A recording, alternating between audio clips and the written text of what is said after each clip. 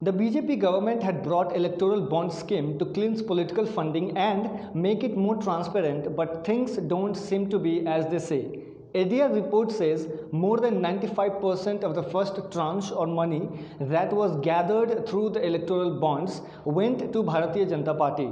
So, is it a coincidence or the result of a well-planned move by the government? On December 21st, the Central Information Commission, which is a transparency watchdog and acts on complaints regarding information sharing, said that no public interest is involved in disclosing the names of buyers of electoral bond. Information Commissioner Suresh Chandra said there appears to be no larger public interest overriding the right to privacy of donors and donees concerned.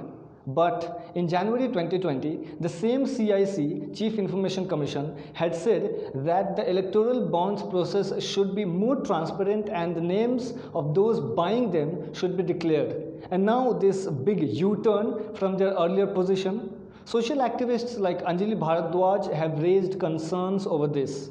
So, what is electoral bond scheme? In 2017 budget, the then Finance Minister Arun Jaitley introduced the electoral bond scheme to bring more transparency into political funding and to clean up the political funding space.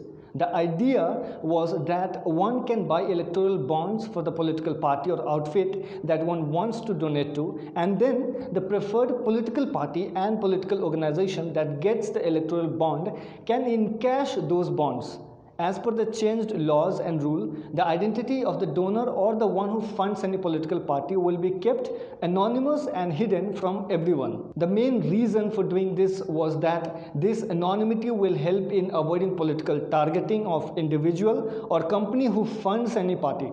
Central government said this was to protect them from victimization at the hands of other parties to whom they may not have contributed. Now, you as a citizen of the country can buy electoral bonds from multiple of rupees 1000 to rupees 1 crore from select branches of the State Bank of India to donate to your preferred political party and organization. But why is it so controversial? And is it a transparent medium? The problem is that the name of the donor is anonymous. That means the money can't be traced back to the individual or the company that has donated the money to a political party or a political organization, and therefore we cannot establish whether that money is black or white.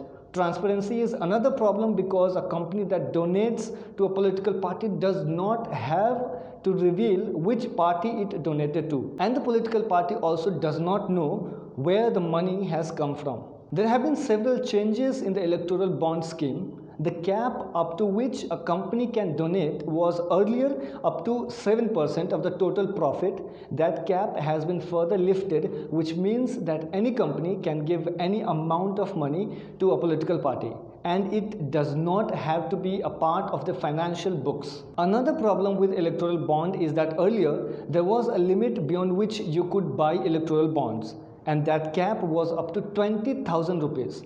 That cap after 2017 was brought down to 2,000 rupees. So you can now donate a minimum of rupees 2,000 and more. And finally, the electoral bond does not fall under the RTI. So if you as a citizen of this country want to know what's happening in terms of the political funding, you will never have the information.